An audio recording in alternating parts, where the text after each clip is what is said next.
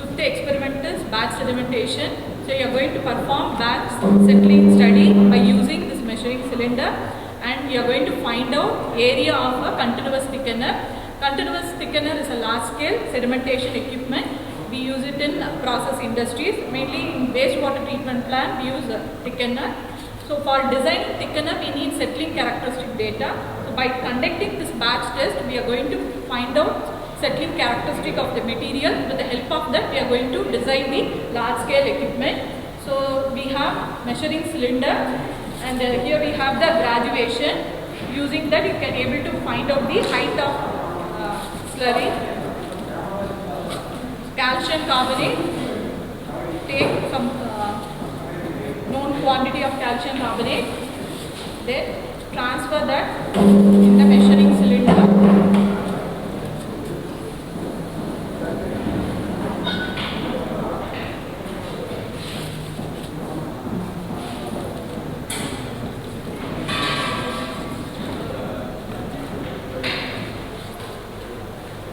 Then fill it up with water till 1000 ml.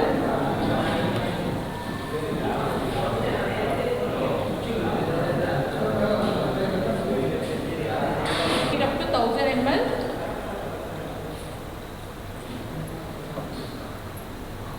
And using stirrer, stir it so that you will be getting uniform concentration of calcium carbonate.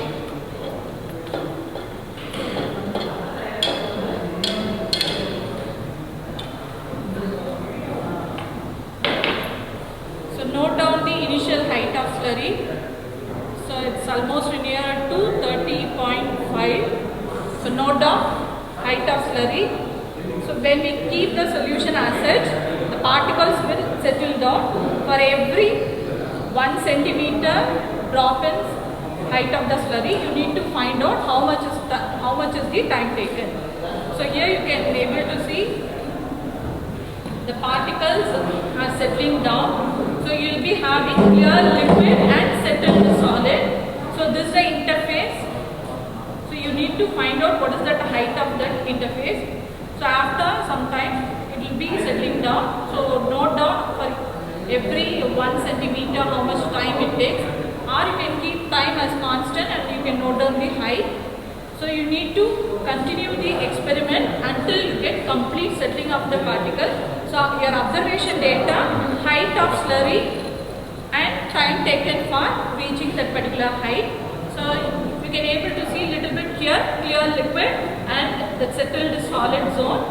So initially that settling zone, that interface will not be clear, but as the settling proceeds you will be getting a clear interface between supernatant liquid, that is a clear liquid, and settled solid. So you need to note down height of slurry. This you need to continue until you get complete settling of particle.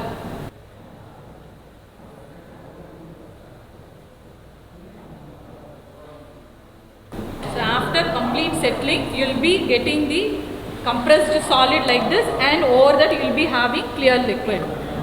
So when you do the experiment, you should get some consecutive readings of same height. Say for example here, so near to 5 you are having compressed solid.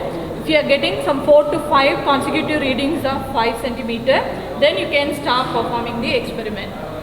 So after getting the settling characteristic data, you can continue with calculation for finding